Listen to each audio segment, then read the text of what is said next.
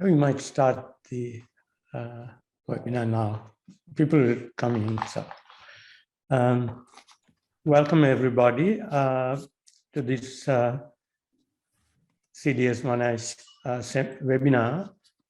Can Asia remain the world's factory and growth engine in a post-carbon world?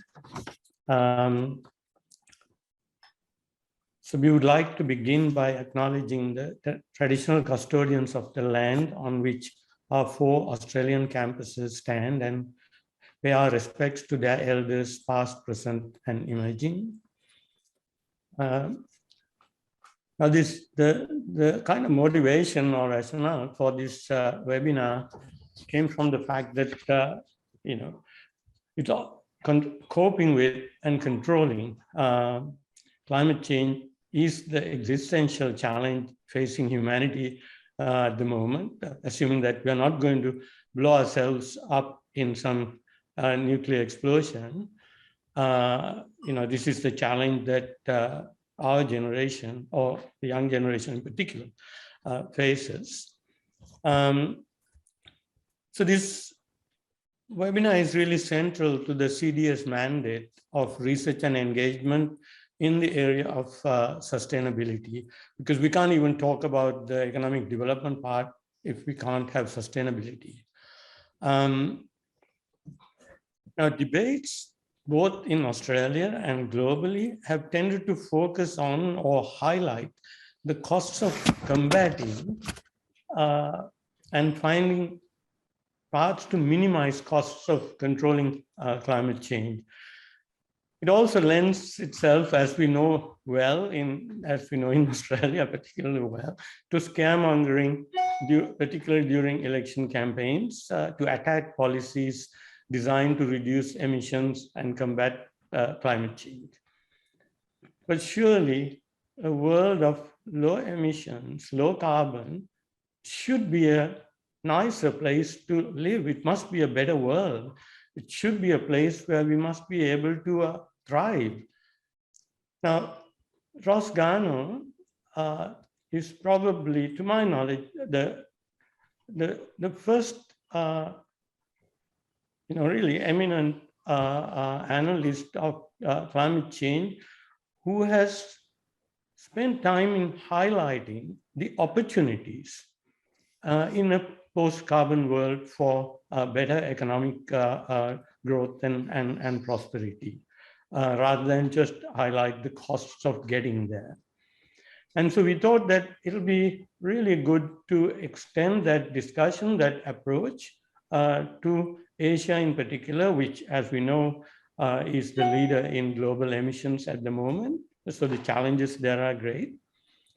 And so getting this panel up and setting up this webinar has been very much part of our efforts to contribute to this challenge. To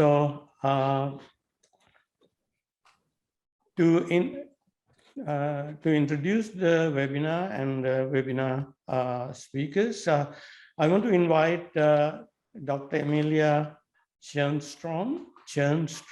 I hope I get it at least approximately right. Who is an economist, a senior research fellow in the Center of Development Economics and Sustainability, whose research covers environment, natural disasters, and climate change issues, with a particular focus on small farm agriculture in developing countries, as well as more broadly. She has a PhD from the University of California, Davis, and has worked previously in the University of Wisconsin, Wisconsin-Madison, and she recently joined us from the University of Sydney. Emilia, you take over and on the webinar. Thanks. Thank you very much, Sisira, for starting us off.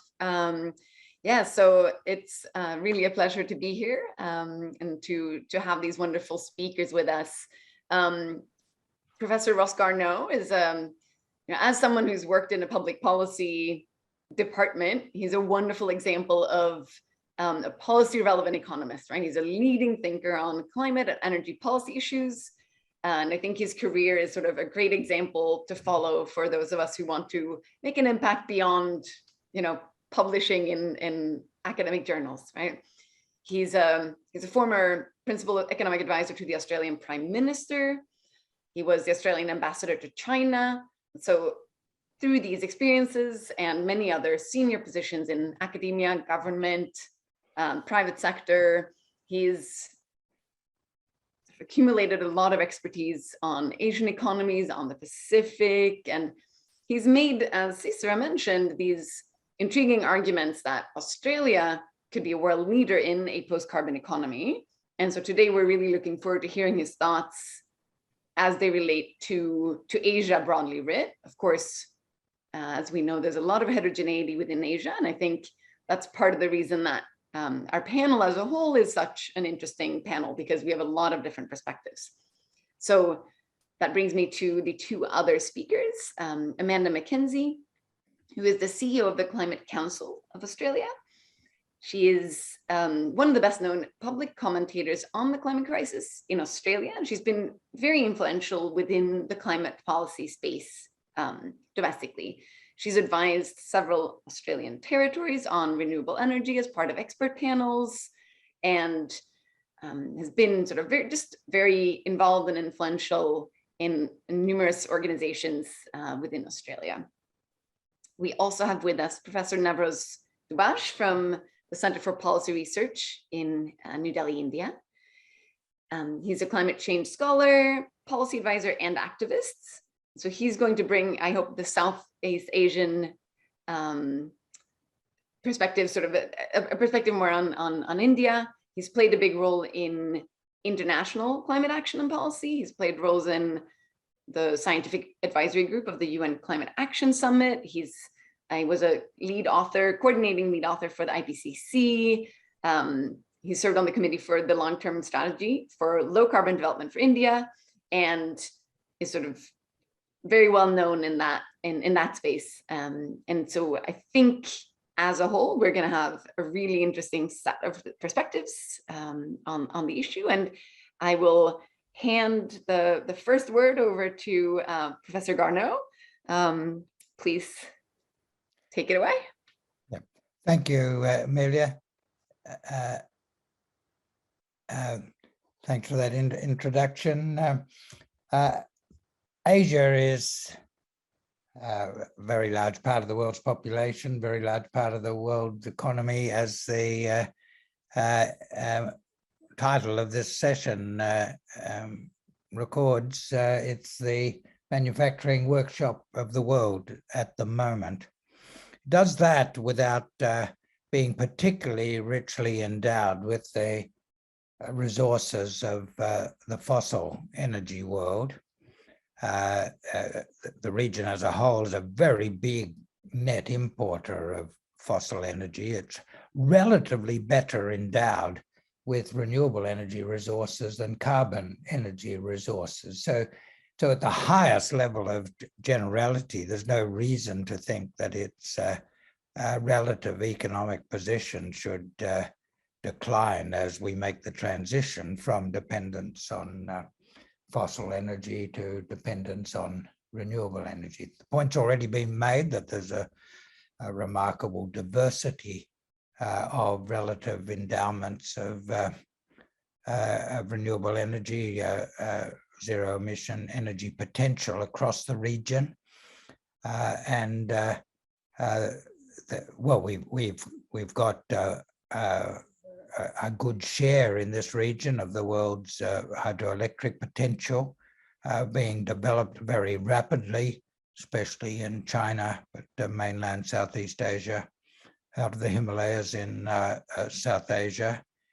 The solar resources are not great compared with the rich solar resources of the world, not great compared with Australia, but there are some regions, the desert regions in the west of India, parts of Pakistan, parts of the west of China, that are as good in their solar resources as the good parts of Australia. But on average, in the rest of the region, there's not a poverty of solar resources compared with the industrial world, certainly compared with Europe. The average place in Asia for solar energy is a good deal better than the average place in Europe. Wind energy resources are not rich because the region has more than its share in tropical latitudes where resources are not particularly rich, and maybe on a world scale that balances having above average solar resources.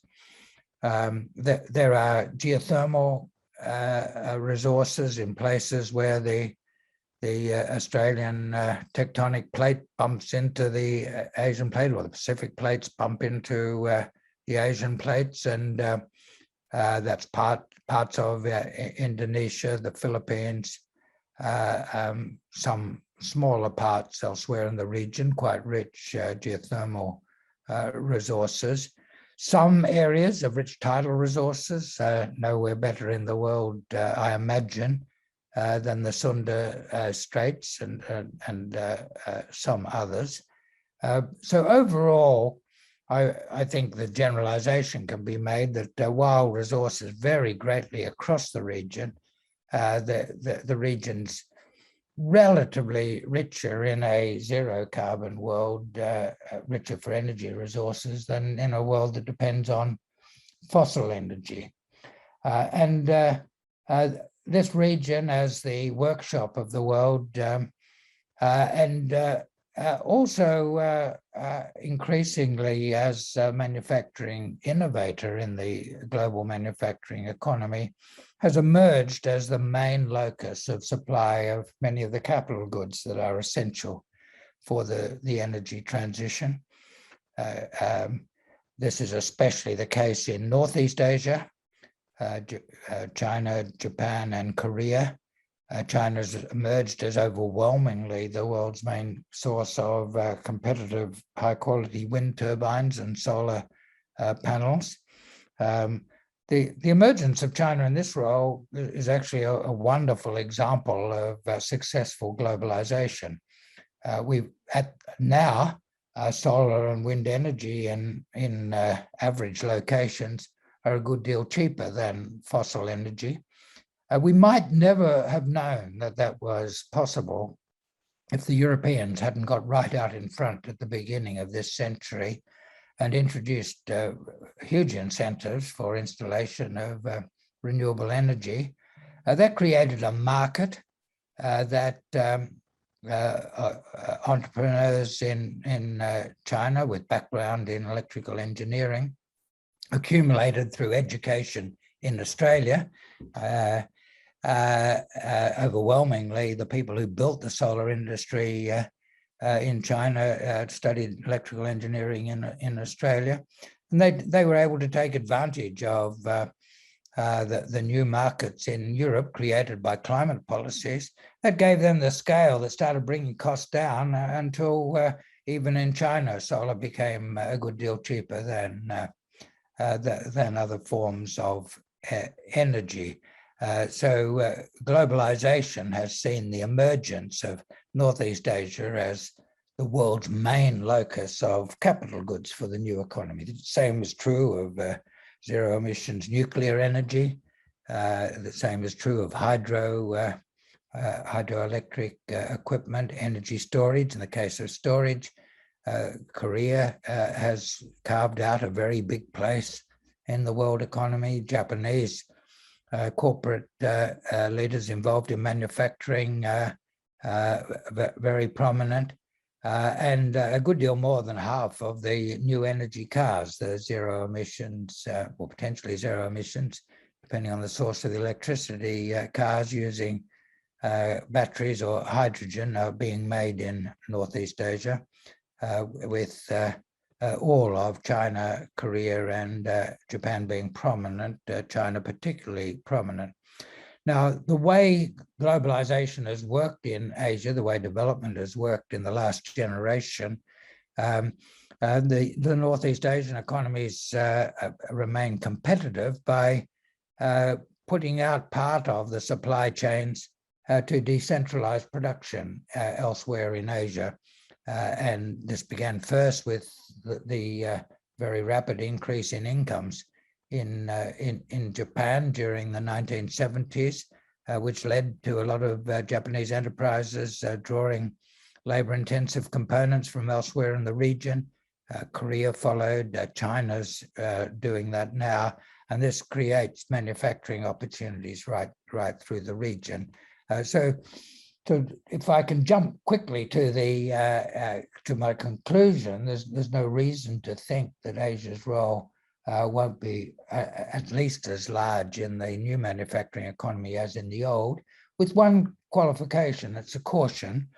The success of Asian manufacturing is dependent on open global markets, and there is a risk that that the interaction of growing geostrategic tensions in the region and implementation of carbon policies could lead to a breakdown in trade, which would greatly increase the cost and greatly increase the probability of failure in the global decarbonization effort. I don't think we should get too far into a discussion like this without reminding ourselves of what is at stake. The work has now been done and very widely accepted that the economic as well as the social and political, geopolitical impact of failure to deal with the problem would be catastrophic for the world, with large parts of Asia being particularly vulnerable. I've made the point in the Australian discussion that Australia is the most vulnerable of the developed countries for a number of reasons, but a large part of insular and coastal Asia is probably even more vulnerable. Vulnerabilities in South Asia to disruption of those unusual climatic conditions that give you the monsoons that bring a very large part of agricultural output. A lot of uncertainty about how that will play out, but risks of very bad outcomes with relatively modest increases in temperature. Go beyond 1.5 degrees and the probability of quite substantial increases in both in sea level and in intensification of extreme weather events increase. And there are no heavily populated areas elsewhere in the world anywhere near as vulnerable as the river valleys, the densely populated river valleys and coastal cities of South Asia, Southeast Asia, and Northeast Asia. Obviously, Mumbai, Kolkata, the other cities of the Ganges and connected deltas in Bangladesh and West Bengal in India. In Southeast Asia, many of the great cities are located very close to sea level, Jakarta and Manila, Bangkok, and the two big cities of Vietnam, Ho Chi Minh City and Hanoi.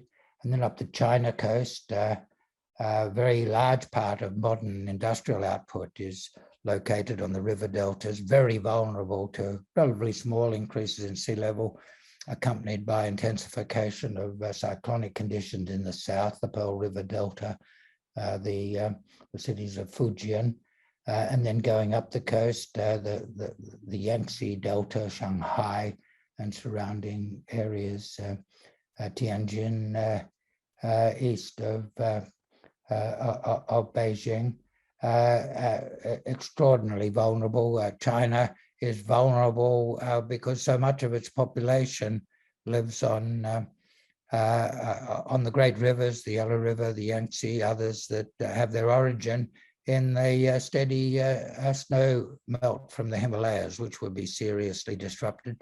And the climate modeling tells us of great risks of drying and warming of the North China Plain, which is home to a population of 250 million and a lot of vulnerable agricultural output. So one could reasonably expect extreme disruption of economic and political life, of political stability in large parts of Asia with any failure to hold temperature increases close to 1.5 degrees. Sometimes the climate discussion in the past, the standoff between developed and developing countries has sounded as if this is a zero-sum game. It's not. We all lose catastrophically if we don't succeed in dealing with the problem.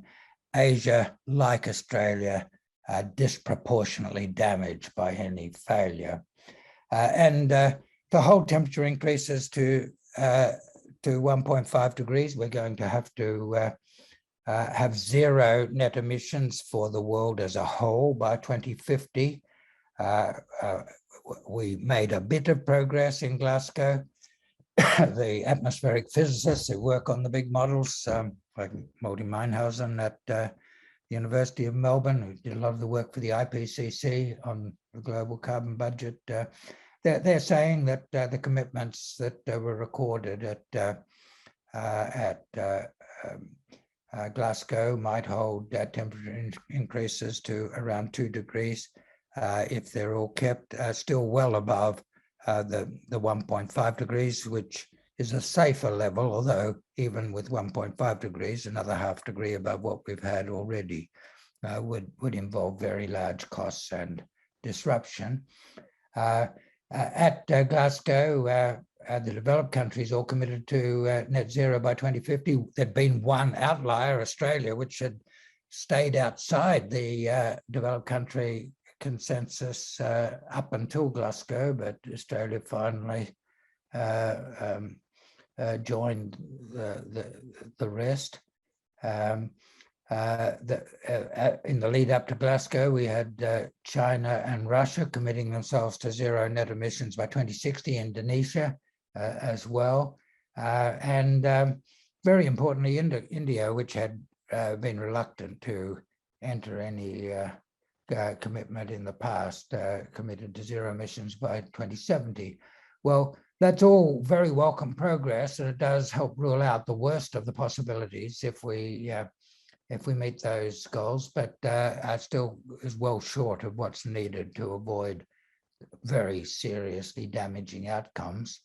I'll be bringing out a new version of the Superpower book in September, and there I'll be saying that for the world as a whole to get to net zero by 2050, the developed countries will have to get there by everyone will have to bring their target dates back by 5 years, the developed countries to 2045, China, Russia, Indonesia, and with Indonesia, the rest of Southeast Asia by 2055, India and other developing countries by 2065. In the zero carbon world, we are actually going to face lower costs of energy and lower costs of transport than we would have faced in the high carbon world, because already in reasonably good locations, and as I've said, we've got plenty of those in Asia, the combinations of renewable energy is producing power with lower overall costs than using coal and natural gas and oil. And because coal, natural gas, oil are resources that are finite in particular locations, they get more and more expensive over time. If there had been no zero emissions transition, we could have expected ever increasing increases of prices for coal, oil, and gas,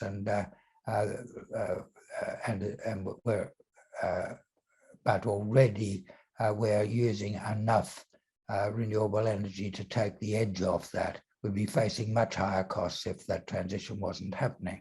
We already know that electric transport for road transport is going to be cheaper than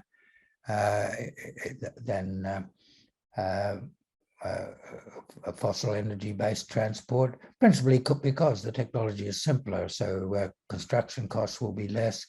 The vehicles will last much longer because it's a simpler machine with fewer parts. Maintenance costs will be much lower. So there's no reason to think that once this transition is over, we won't be a richer world than we otherwise would have been, and Asia will share in that. But for all of that to play out without a period of dislocation that risks damaging global economic development, we will have to maintain open markets for energy-intensive products, for renewable energy itself, for carbon credits, and for the capital goods with which we make zero emissions energy and zero emissions good.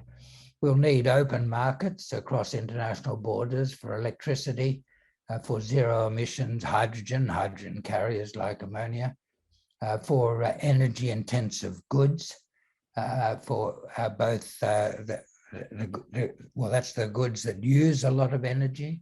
We'll need open markets for carbon credits, and the challenge is going to be to achieve all of those things at a time of declining trust, declining international openness in general. The geostrategic tensions we're seeing emerging in recent years are a risk to global development and Asian development. They're a risk as well to the decarbonization that's necessary to avoid catastrophic climate outcomes. Thank you. Wonderful. Thank you very much, Ross. I have tons of questions already, but I will pass it over to Amanda first for her perspectives, and I'll save my questions for the Q&A. And we also have several questions already from the audience, but I will just pop in quickly and mention, I should have said this at the beginning, but for folks who have questions, you can feel free to raise your hand and I will call on you to I think you'll be able to speak during the Q&A, or you can post your questions in the Q&A and then I can raise them later as well. So feel free to do that while the panelists are speaking. You won't be interrupting them. I'll bring it to them in sort of a short while after Amanda and Navroz speak. So please, Amanda. Hi, thank you for that. And thank you, Ross, for your talk. What I thought I would do is reflect on a number of issues, particularly from an Australian perspective. As in the introduction, I run an organisation called the Climate Council, and we are really focused on the Australian transition. And so I wanted to think about how Australia is interacting with some of the factors that Ross has outlined to us.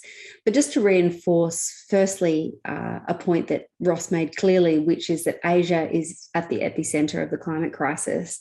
So on the one hand, we are seeing in real time how extreme weather is wreaking havoc across the region, and it's exposing huge populations to whether it's dislocation or a range of different crises for them.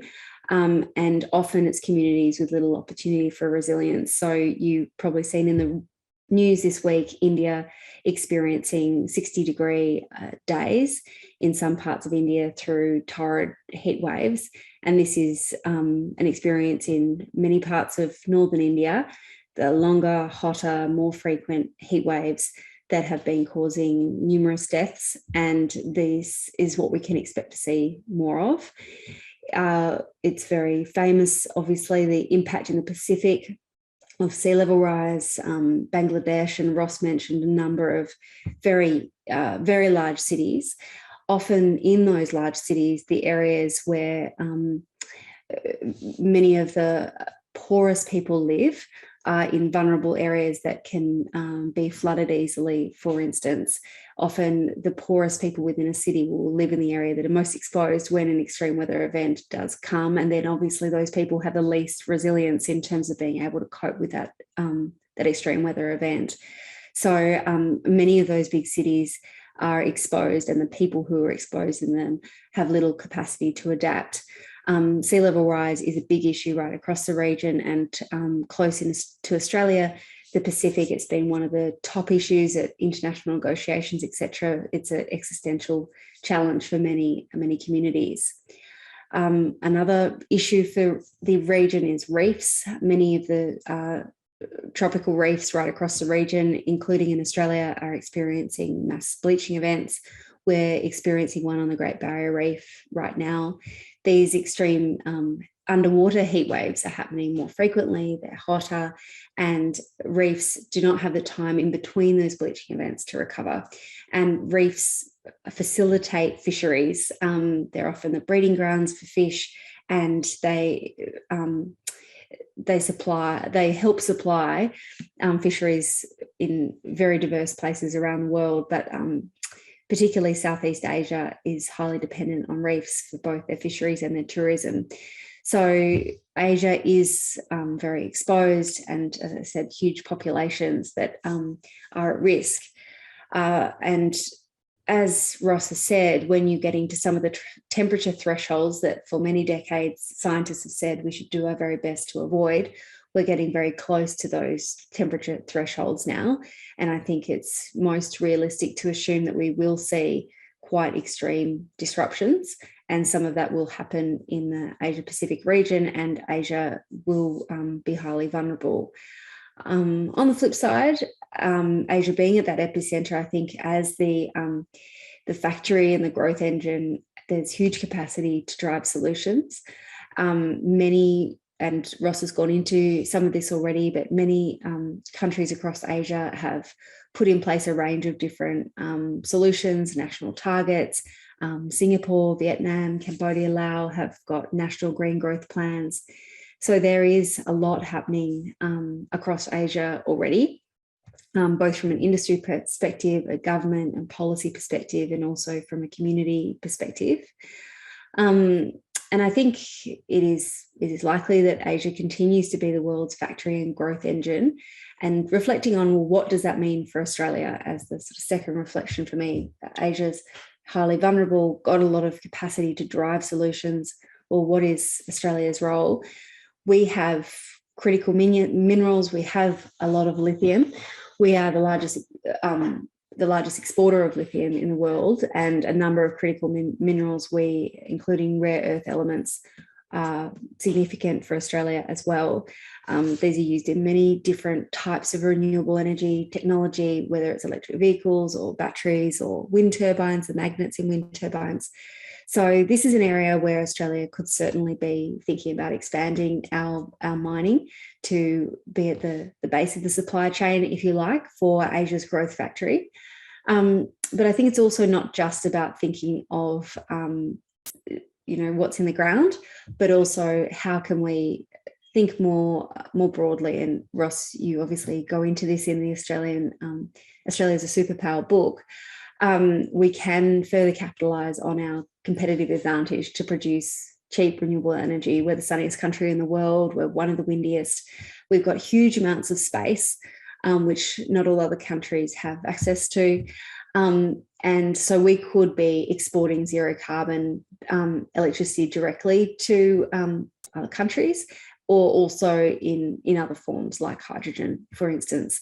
So a good example of that is the Sun Cable project, which is being explored at the moment, which involves building a $30 billion solar power plant in the Northern Territory, and then using a cable to supply Singapore with power. This could be, if it works and works well, a really important contribution that Australia could be making into the region. And the other component is not just supplying power, but also doing manufacturing in Australia, whether that would be green steel, green aluminium, green hydrogen, green fertilizers. There's numerous opportunities. I think the core of it, though, is that it requires a major mindset shift in Australia. Manufacturing has been something that's been on the decline for many years here. It requires the right policy frameworks. It requires a vision. It requires skills and training, etc. There's a whole range of different things that need to happen for Australia to fully capitalise on that opportunity. But I think the first step is really having that vision and being committed to those policy frameworks. So I think the mindset shift for me is shifting from just seeing Asia as the factory that could take our raw minerals, etc., and make them into things, to thinking strategically about this new world that we're moving into and where Australia's role could be. There's a fair degree of inertia in terms of where should the factory be based? Well, if it's based in Asia already, it will probably continue to be there. And it will be highly competitive as to where different things get made in the world, particularly as some of these industries will be critical to the transition. But in the Australian context, given that we will have some of the cheapest power in the world, we've got a really awesome opportunity in front of us. But we are late to the party, and we need to be highly proactive to be able to capitalise on it. There's now a lot of momentum around hydrogen in Australia. There's a lot of momentum around the world, in different parts of the world, around hydrogen. But that can't be the only thing that Australia looks at. We need to be thinking about these critical minerals. We need to be thinking about how to manufacture these other commodities, and also keeping our eye to what's down the track as well. So that we then need to look at, there's been a gutting of funding for research, development, our universities. We need to go back to basics in making sure Australia has the capacity to be developing new ideas that could be then developed further here. I wanted to have a tangential mention there of what Australia's role in the region is. To talk about aid and development as well, it's not just about how Australia can benefit financially, it's also about how we are supporting others in the region that we have made commitments to. And our aid and development, whether it's through NGOs or government, has often been around supporting countries through natural disasters, as well as doing that long-term capacity building. There needs to be a real rethink about what happens when there are disasters, particularly with the lens of this is likely to happen more often, and let's make sure when we rebuild, we're rebuilding better rather than rebuilding in the same ways for a previous climate that no longer exists. If there is rebuilding, it needs to be done in a way that's very conscious about the climate that we will see in 10 years from now, 15, 20 years from now. We need to be building back better with a very clear view about what the environment will look like.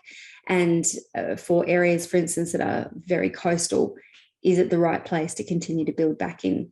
That is a question we have to ask in terms of building back in Australia from worsening disasters, but also where there is support for other countries in the region. So this is tackling this from the sort of economic and innovation side for Australia and aid and development, start to see that climate change should be an all of government priority. It needs to be something that runs across everything that we do. So that's my second reflection. The third one, as I was thinking about this, I reflected that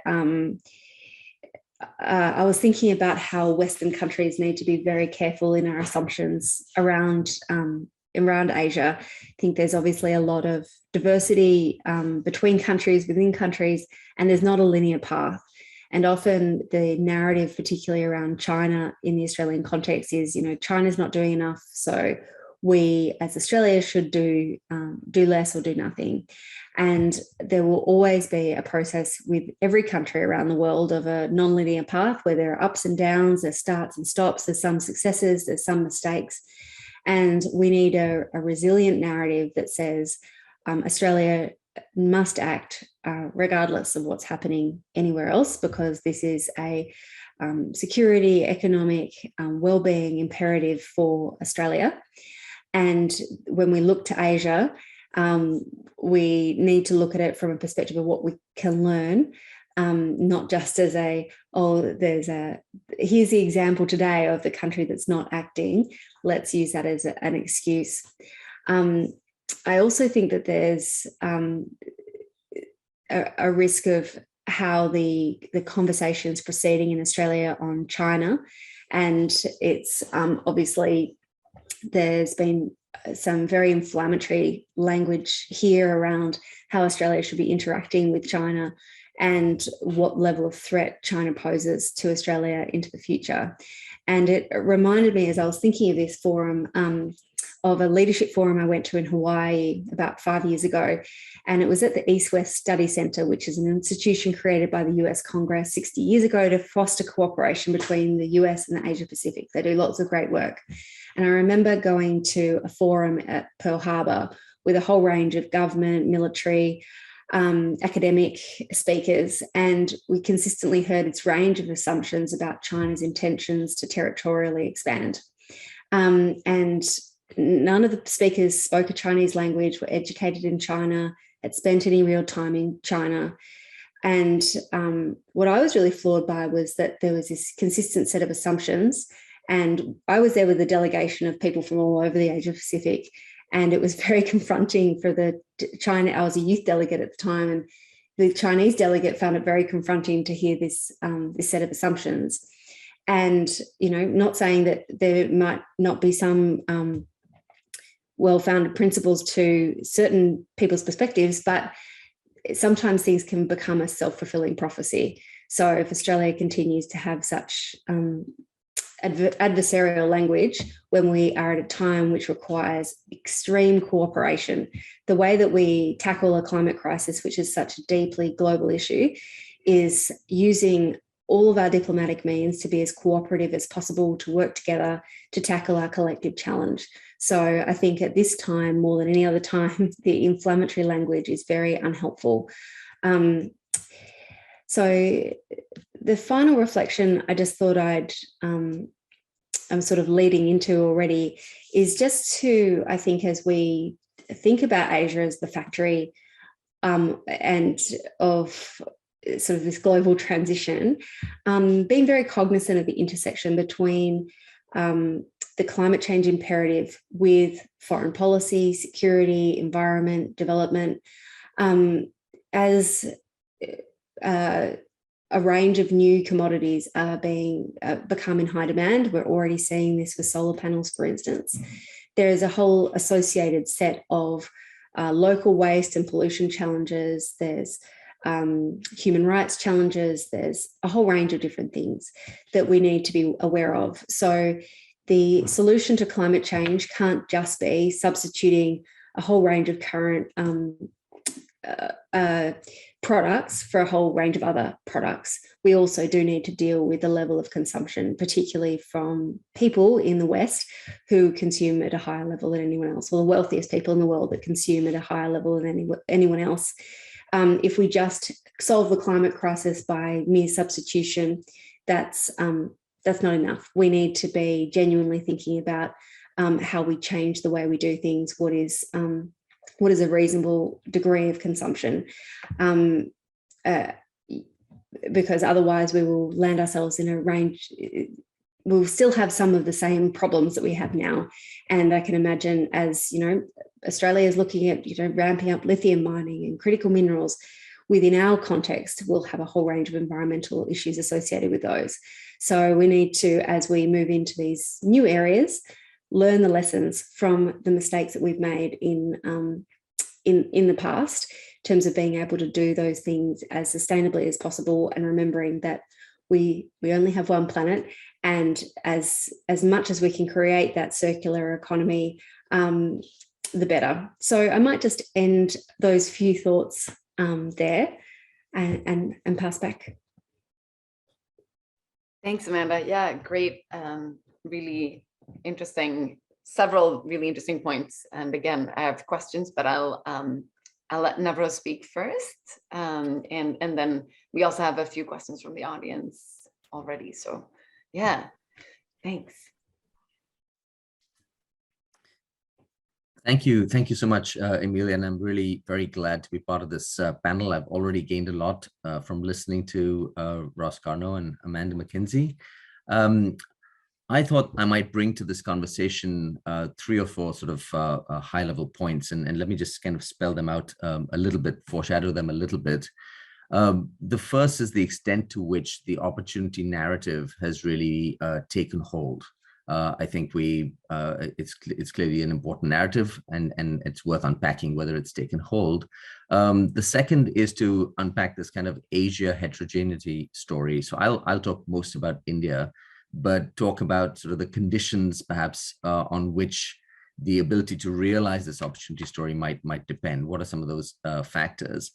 Then just very briefly, maybe kind of look at the China-India story a little bit more as the 2 sort of Asian giants. And finally, just comment a little bit on Professor Garnaut's comments about where we are with regard to 1.52 degrees, the sort of the bigger global picture on which a lot of this really depends. So maybe quickly sort of organize this around those 4 points. On the opportunity versus vulnerability story, I think one of the reasons I personally am actually quite optimistic after a couple of decades, 3 decades really working on this issue, is because I see that opportunity story taking hold. And I do think that if we're going to solve or manage this problem, it's going to be because country after country sees opportunity in a pivot to a low carbon future. I actually don't think that the fear of impact at a country level is driving the politics. I completely agree with the statements that both Amanda and Ross have made about the severe impacts and their economic implications and the devastation to societies and economies. But I don't see that narrative is actually shifting politics. I think actually it's really going to be a story about whether can we benefit by remaking our economy. So what we see in India is a pickup in the last 4 or 5 years of this opportunity story, but it coexists with the, if you like, the old school kind of neo-colonialist story. We didn't cause this. We shouldn't have to bear the brunt of it. And there is a lot of truth to that. I mean, India in particular, per capita emissions remain 1/10 that of many other parts of the world, haven't contributed to cumulative emissions and so on and so forth. So it's interesting. Right now, our government actually kind of flips quite rapidly from an opportunity story back to kind of a neo-colonialist story, sometimes based on the reaction from the international community. So this issue of India being part of the group calling for a coal phase down as opposed to phase out at Glasgow kind of hit quite deep. So I think the message in India was, look, we went out on a limb, we came up with a net zero target, we have this enormous renewable energy target, and then we got hammered for this one word, So I think the politics of it is actually on a bit of on a knife edge at the moment, and it may well be that we'll see these narratives continue in parallel for a little longer.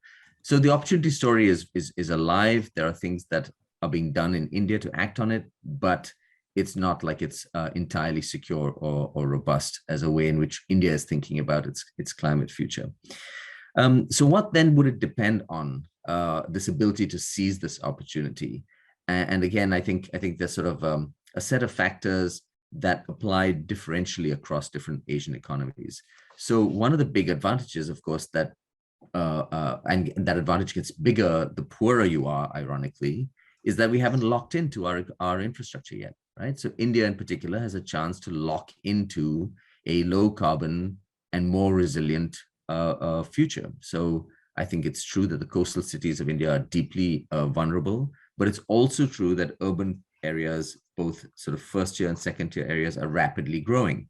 And so we have a chance to bake in resilience, perhaps much more than economies where the physical infrastructure is already built. And it's not just physical infrastructure, it's also behavioral patterns and so on and so forth. We have a chance to build cities around public transport to an extent that many other parts of the world don't have that opportunity anymore. It's about sort of reversing course, as it were. So in a sense, that's the good news. The less positive news is that the transaction costs of making that pivot, I think, are enormous. So let's just take the electricity sector.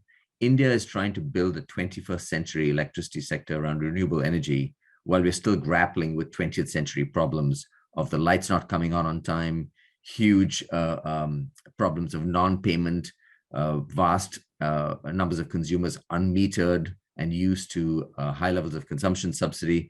So it's this juxtaposition of 21st century and 20th century problems, and in some cases even 19th century problems with simply not having access, right? So that's a very complex task. In addition, this pivot is going to require a lot of capital, and the cost of capital is simply higher in developing countries. So the IPCC has actually a very nice graph where they estimate the shortfall in capital required for a low carbon transition in different parts of the world. And globally, they say on average, we are somewhere between a multiple of 4 to 7 times short in terms of the amount of capital needed by 2030 compared to the flows in 2019. So we need 4 to 7 times more than the 2019 flows by 2030 to enable this transition. And the equivalent numbers for South Asia are 7 to 16 times. Now, you take all these numbers with a pinch of salt, but the financial flows to actually shift your infrastructure are enormous, and we don't see many signs of those. Another factor this depends on is state capacity, right? Making these low carbon transitions is a very complex task requiring high levels of state capacity in a context where state capacity is already stretched and is unable to provide basic social goods, education, healthcare, and so on and so forth. And we don't see that many signs of governments, and I speak here not just about India, but also I think Australia and many other parts of the world. We don't see governments actually building state institutions or what I've written elsewhere, what I call elsewhere, building a climate-ready state, whether on the strategic mitigation opportunity side or on the resilience side. So the extent to which decisions across sectors have to be coordinated and climate has to be integrated and mainstreamed is enormous. And that's a very complex governance task. It also is a complex analytical task. It requires figuring out the synergies and the trade-offs across all sorts of decisions across multiple spheres. So that state capacity story, I think, is something, and this is worth examining kind of across Asia. So there's lots of reasons why we should be, why the task is complex to the point of concern. There's one more that I want to add, which is the local environmental context. Now, there's many Asian economies, certainly India, certainly China, have stretched our local resource base and local environment to breaking point, right? Whether it's air, water, and so on. And that is already acting as a drag on growth. So now, will a low carbon future that is also resilient automatically and always work in the direction of also reducing local environmental challenges? Perhaps in some areas, but perhaps not in others. And Amelia, I think this is, I'm straying onto your territory here, but it requires the kind of system shifts in areas like agriculture, where you're locked into cropping patterns, social and economic support policies, supportive goods like fertilizers. All of that has to be unpacked and unraveled. So the transition task really, I think, shouldn't be underestimated. Let me sort of pivot to the last couple of points, which are much shorter. If you look at a China-India comparison, as is always trendy to do, given the fact that these are Asian giants, many of the things that I've talked about are much further along in China. So if we are going to make this pivot to a green economy and make sort of green industries the engine of growth, so Amanda talked about hydrogen, Storage is obviously a new emergent area. China has been able to embrace certainly the renewable energy part of the low carbon transition in a way that creates lots of jobs. India is quite late to that party. We have adopted an approach that focuses on deployment, using the fact that China has brought down the cost of solar panels on the back of German subsidies, among other things. But we haven't really thought about how to build a manufacturing base around a green economy. We're starting to do that. But the capacity to actually be able to do that green industrial policy, I think, is a huge question. It requires, to use a phrase from a book I particularly like, Peter Evans's book, Embedded Autonomy. It requires you to both understand enough about how your industry works while being sufficiently autonomous to not be captured. That's a kind of political condition that's very hard to meet in many countries. I'm not sure that it's met in India. China is also, and I was very interested to hear Ross Garnaut talk about the sort of the Asian miracle and the way in which South Korea, well, starting with Japan, South Korea, and China kind of built these supply chains through their hinterland. Well, what is China thinking of with its Belt and Road Initiative, and how far is that hinterland going to stretch? And is it going to go all the way out to Africa in terms of sort of new supply chains around a low carbon economy? So I think it's that scale of question that we have to think about. I don't have an answer, but I think it's an interesting thing to ask. Finally, I just want to come back to, are we on track? What does this mean for Asia if we are not on track for 1.5 or 2 degrees? I have to tell you, in my view, and I'm just speaking personally here, I don't think we're going to make 1.5. I think that keeping 1.5 alive has become a political narrative that is, and we use ever more extreme metaphors on life support and this and that. Look, the IPCC Working Group 3 said that it's not just about getting to net zero, that is important, but it's the short-term measures. We have to reduce emissions by on the order of 47% by 2030 to get to 1.5. Do we see any signs of that happening? I really don't think so. So I think we are in a world that is closer to 2 degrees. I think even that's going to be a challenge. And therefore, a lot more investment in resilience and in adaptation is going to be called for, because I don't think we can count on a world where events such as we've seen in the last few years and several notches more severe events are going to be present. But I think in terms of the politics around this, I personally feel like there's been so much emphasis on net zero targets that we're losing our focus a little bit on this next decade. And the question of whether Asia will be the growth engine is really contingent on, well, not just Asia, right? All economies, whether they can make this pivot to a low carbon story as the engine of job creation is a central question of, I think, much of the developing world, certainly for India, and certainly for much of Asia. And that's going to depend on the next decade. So I really feel it would be helpful to pull the lens forward and spend at least as much, if not more time, thinking about this transition. And it's really a decade to a 15-year transition, whether we'll, during which we'll know whether we've managed that pivot. And then we will have avoided locking in to a higher carbon future, particularly in countries that are as yet to shape their infrastructures, such as India. So I guess the last point I just leave you with is, it is worth kind of speculating on, will Asia can be the engine of global growth into the future. But I think a lot of that will be settled in the next 10 to 15 years. And analytically, we need to think about sort of the here and now that is shaping those decisions that will make that future either possible or very unlikely. So I look forward to the conversation. Thank you. Wonderful. Thank you, Navroz, and thanks to all 3 of our speakers. I think lots of different thoughts, but that I think fit very well together in terms of bringing in different perspectives. And I'm going to take the opportunity as moderator to ask the first question. Partly because it connects very closely with some of the points that you all raised, but that Navros raised as well, a little bit about the local environmental effects as well of manufacturing, and partly because it's a question that one of my friends, who's an atmospheric scientist, wanted me to ask.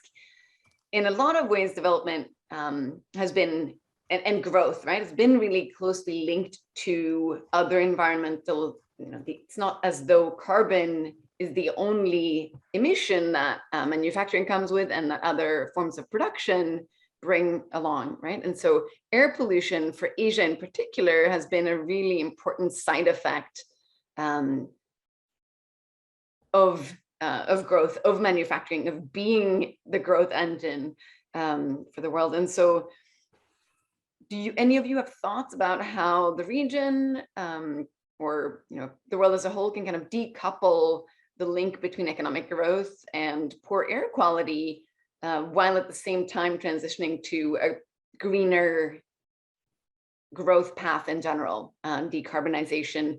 I like, Navros, that you say green economy, which in a sense could be different from a low carbon economy, right? You could have a low carbon economy that isn't necessarily green in terms of some other types of emissions, right? And so if any of you have thoughts on that,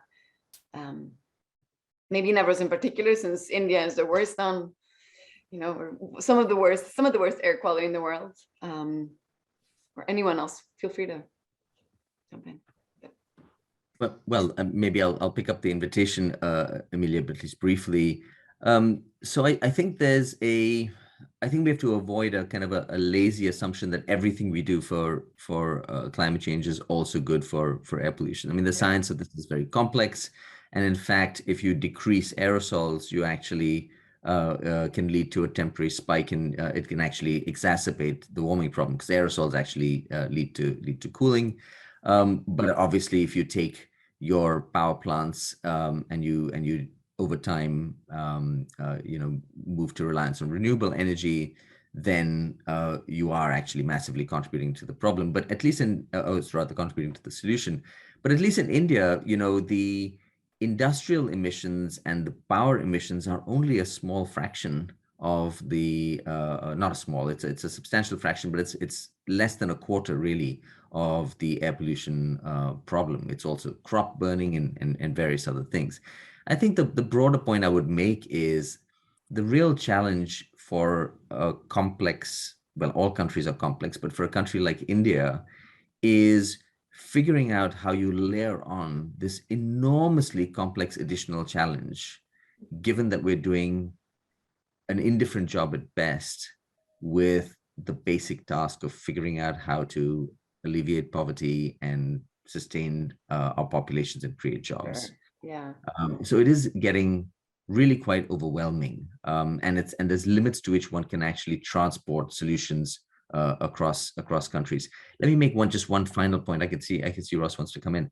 I think a lot of the thinking that we do is shaped by work in contexts where the low carbon story is one of taking a mature economy and shifting it to low carbon. Right. In India or in Africa, your challenge is different. You want to avoid future emissions. Emissions will go up, but the quality of those emissions has to be such that you squeeze more development per unit carbon. It's a different analytical question. And actually, not enough people are framing the question in that way.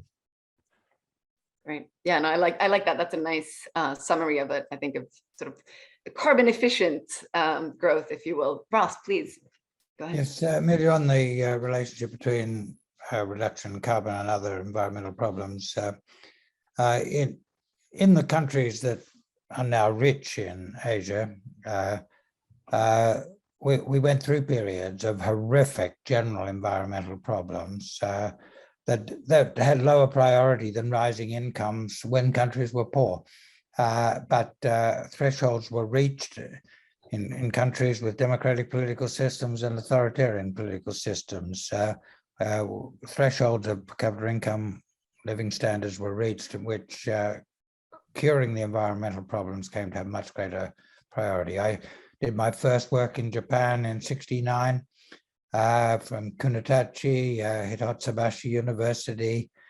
You couldn't see a big building in the next suburb, let alone Mount Fuji, 40 kilometers away. Now, most days you get a beautiful view of Mount Fuji against a blue sky. Japan has average income several times higher now than then.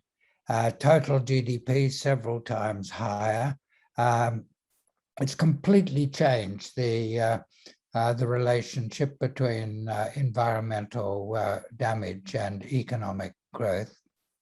And it did that because once Japanese incomes exceeded a certain level, people had a different trade-off between more income, more material well-being, and a better, a higher environmental amenity. We saw something similar in Korea, and and we've seen something like that in China over the last decade. Clearing the air pollution has become a major objective in itself. In the big cities of Japan, Korea, and China, carbon particulates from fossil carbon combustion is a very high proportion of the urban pollution problem. Japan cleared that up before there was an awareness of a climate change problem. Japan in the early 70s was the largest producer of aluminium in the Western world, not quite as big as Russia at the time, but larger than any other. It imported oil when it was cheap from the Middle East. It became more expensive in the 70s. It imported coal from Australia and other places, turned into electricity to smelt aluminium. Once environmental problems became a priority, Japan quite quickly wound down those industries to nothing, effectively shifted them to the coal burning areas of Australia, where air pollution was not an issue. It did that not for carbon reasons, but for air pollution reasons. So we now have to do, for carbon reasons, in more countries, what some countries have already done for other environmental reasons. Thanks. Yeah, those are great thoughts, Ross. Amanda, do you have anything to add? No, I think that covers it. Yeah, that's brilliant. We have lots of other good questions, so I want to move along as well.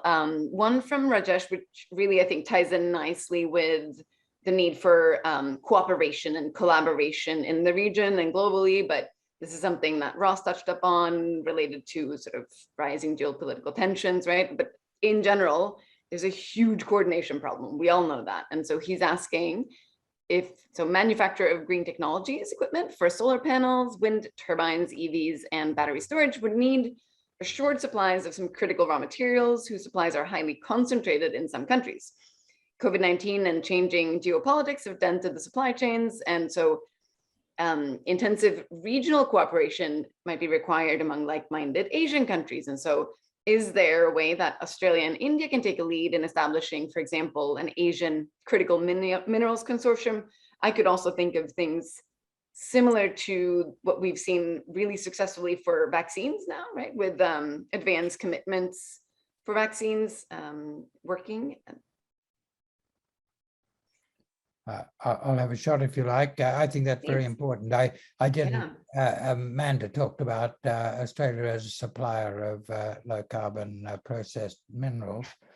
That, in a way, that's the other side, of the other end of the supply chain. I talked about the manufacture of the capital goods that are necessary for the transition, and how that will have supply chains that benefit manufacturing exports right through Asia, and not just in the countries that are the final assembly points, which will tend to be Japan, Korea, China, in the early stages, later more of them, but more will join the supply chains. But at the other end, there will be a need for processed minerals, and these are disproportionate. China's actually got quite a reasonable range of these goods, but will need it itself for that huge manufacturing economy. They put more effort than other countries into exploring for and beginning the mining and processing of rare earths and many critical minerals. So Australia has very rich endowments. It's already the world's largest exporter of lithium, potentially major exporter of nearly all of the critical minerals in this space. And of course, so we will have to make the old metals, iron, aluminium, copper, cobalt in different ways. The different ways will involve using electricity or hydrogen made from electricity, and that will be done very much more cheaply in the countries with the richest natural resource endowments. So the natural pattern of things is for a proportion of the of Asian requirements of these minerals to be processed in Australia and exported from Australia and from some other locations, but Australia will be the largest. And then for Australia to be one of many countries that's a huge importer of the capital goods that are necessary to make all of this work. The essential thing we need is a multilateral trading system that works. We more or less had it for quite a long time. It was that multilateral trading system, that open trading system that supported the most remarkable period of incomes growth for poor people in the history of humanity, and focused especially on Asia. That has been breaking down in the last 5 years. If it breaks down badly, we will lose on eradication of global poverty. We will lose on countries that are currently poor, entering the range of countries that are reasonably well off. We will lose on the global climate change challenge. Thank you, Ross.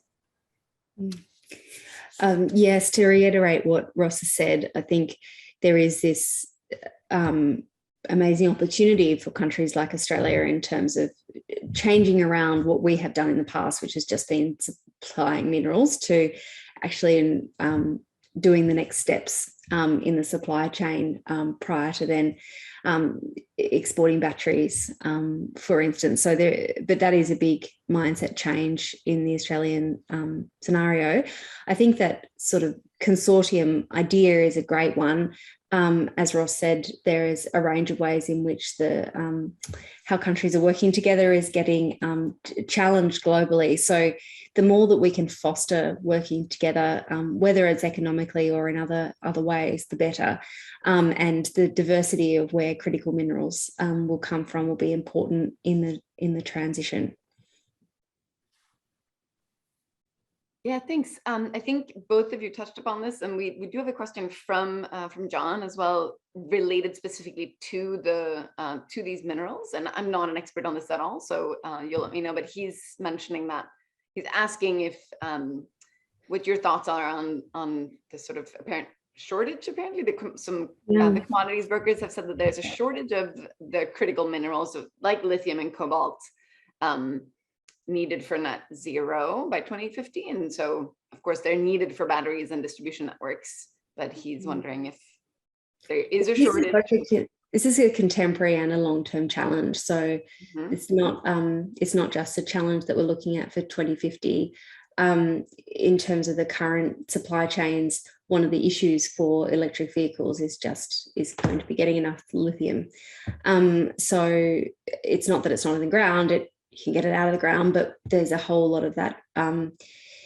There's a whole lot of work to do in ensuring that countries like Australia that have such a huge endowment of lithium, that we're capitalising on what will become much bigger markets very rapidly, but maybe the markets aren't quite there yet. But and then there's a longer term challenge of whether you're going to have enough of the lithium for batteries and associated small minerals. So lithium we're probably fine, but the other sort of critical minerals, there may be issues. So that goes to the issue I was trying to touch on in my remarks, which is just you can't just keep substituting the current way of doing things, or we'll just get better ways of doing it that don't produce carbon emissions.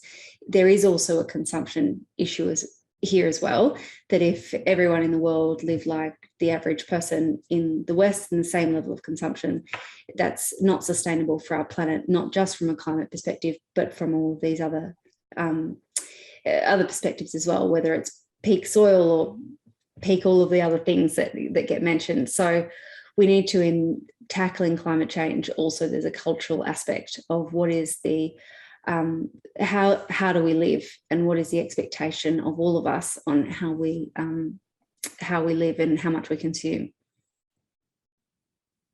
Thank you. Ross, do you have thoughts?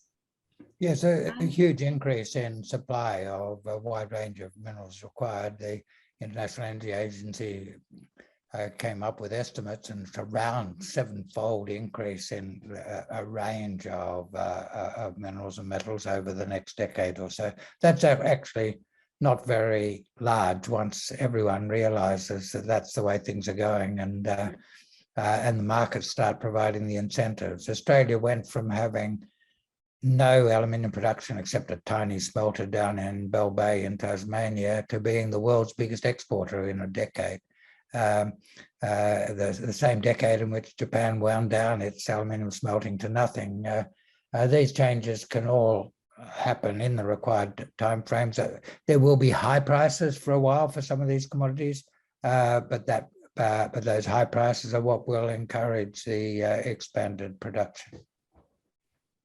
Wonderful, thanks.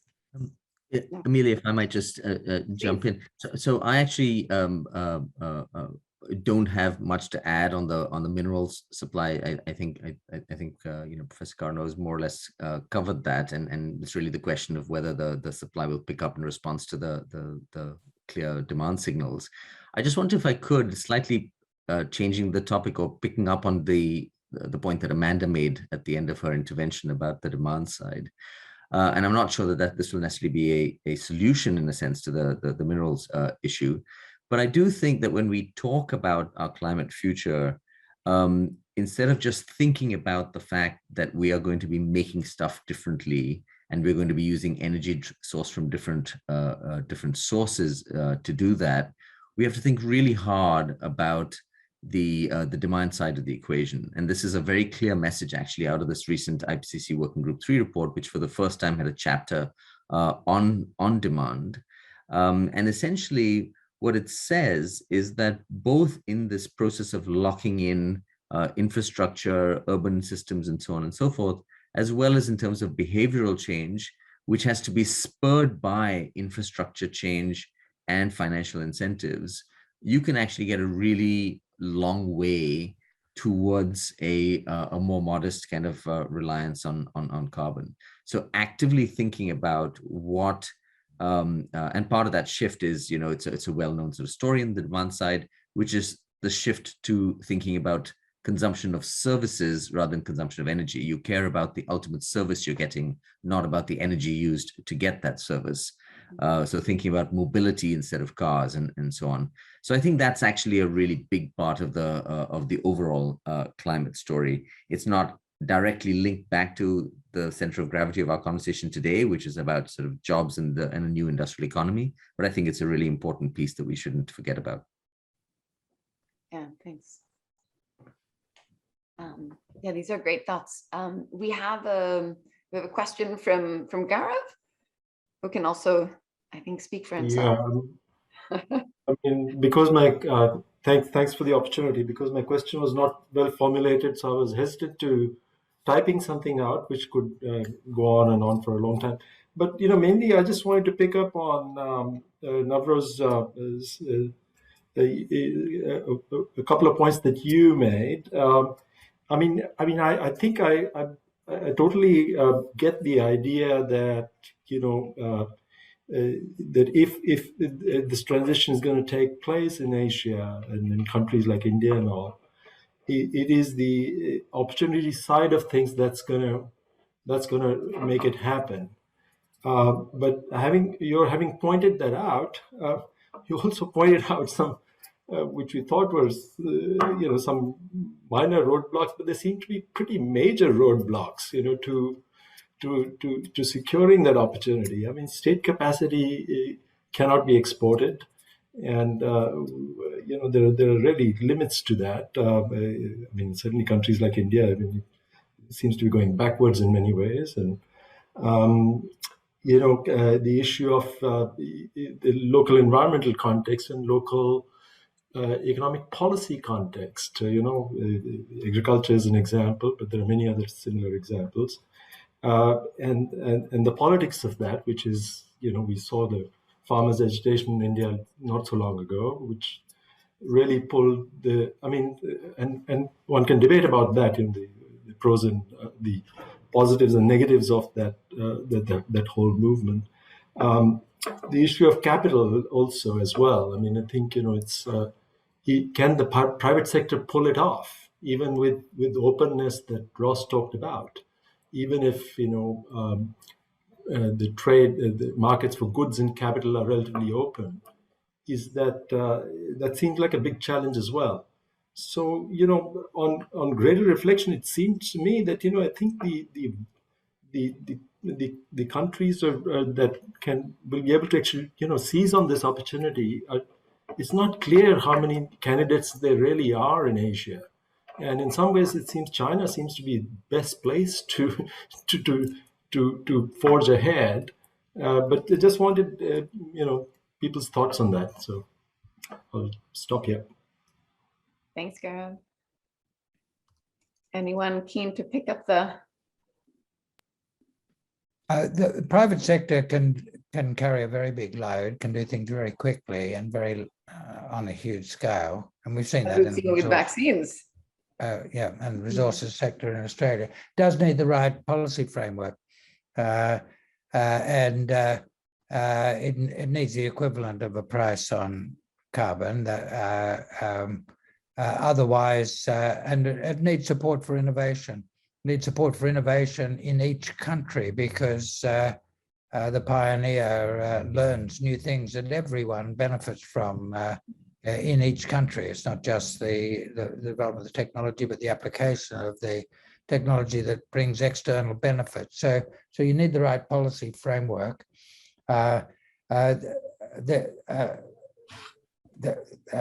We will get a sort of inverse incentive from what is happening in Europe, the UK, and and North America, where I think we are heading towards border taxes, where the goods won't be able to get into those countries unless they either come in with carbon intensities no higher than those in the markets they're going into, or pay a tax or a penalty.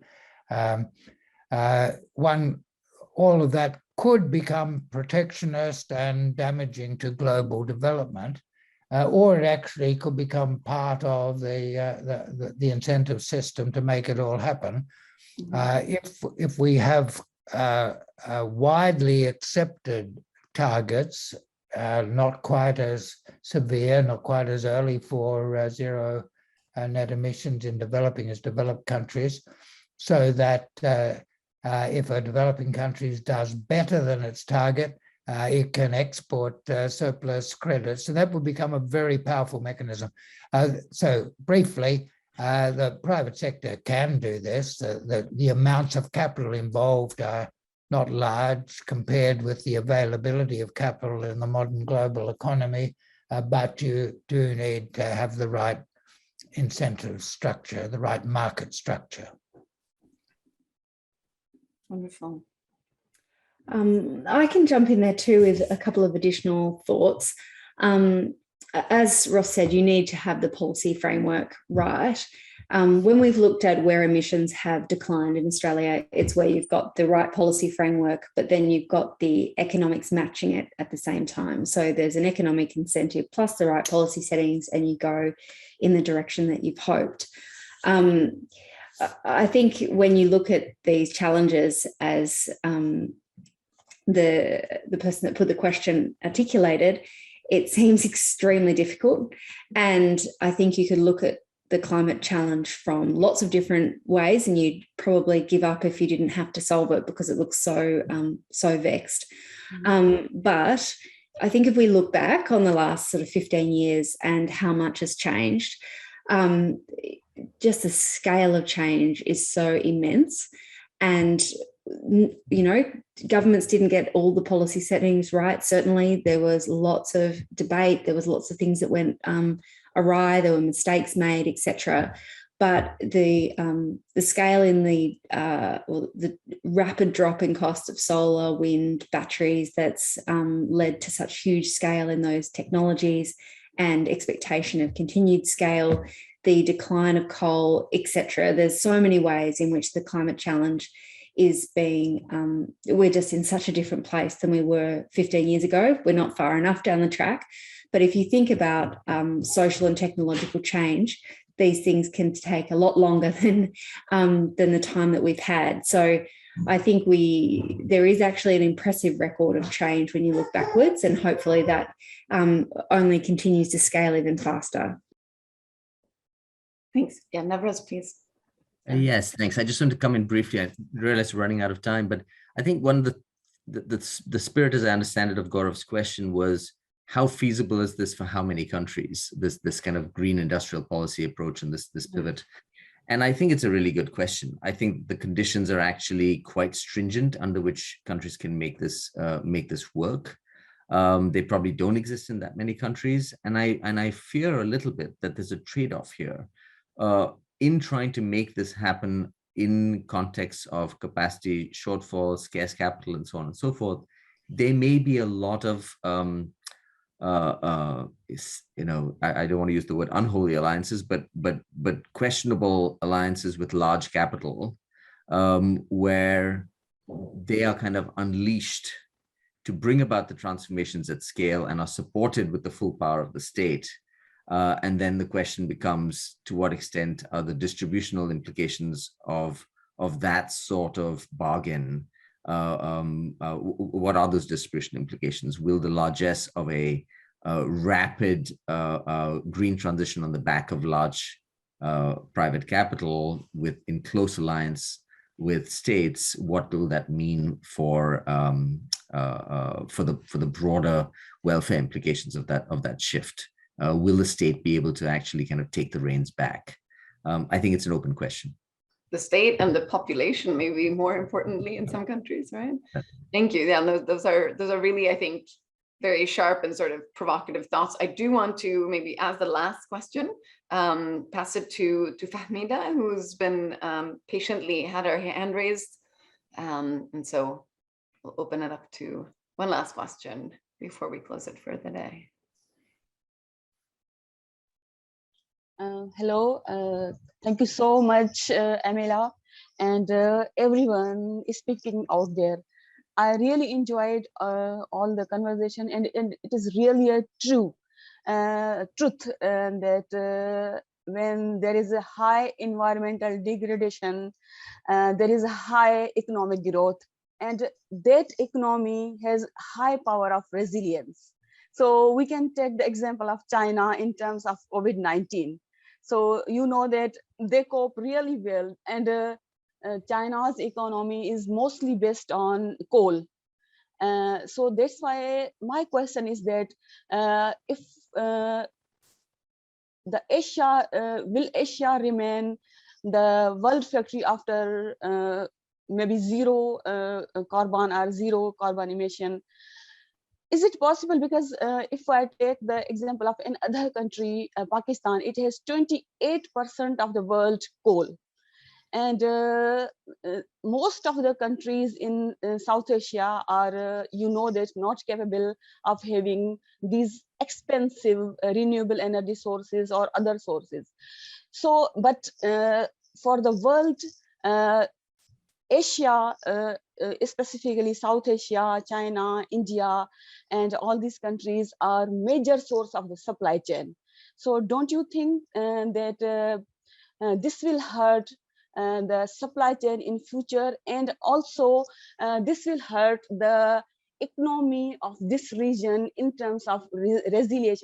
My question is open for everyone, especially for Professor Rose, because he knows more about this region. He has taken the name of all these countries, and especially I want to take the name of the Afghanistan.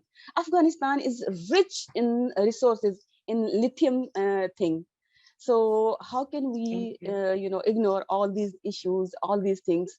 So from the sustainable development goal and from the perspective of ESG, environmental, social and development issues, can we cope all these things in terms by taking all these things as a whole?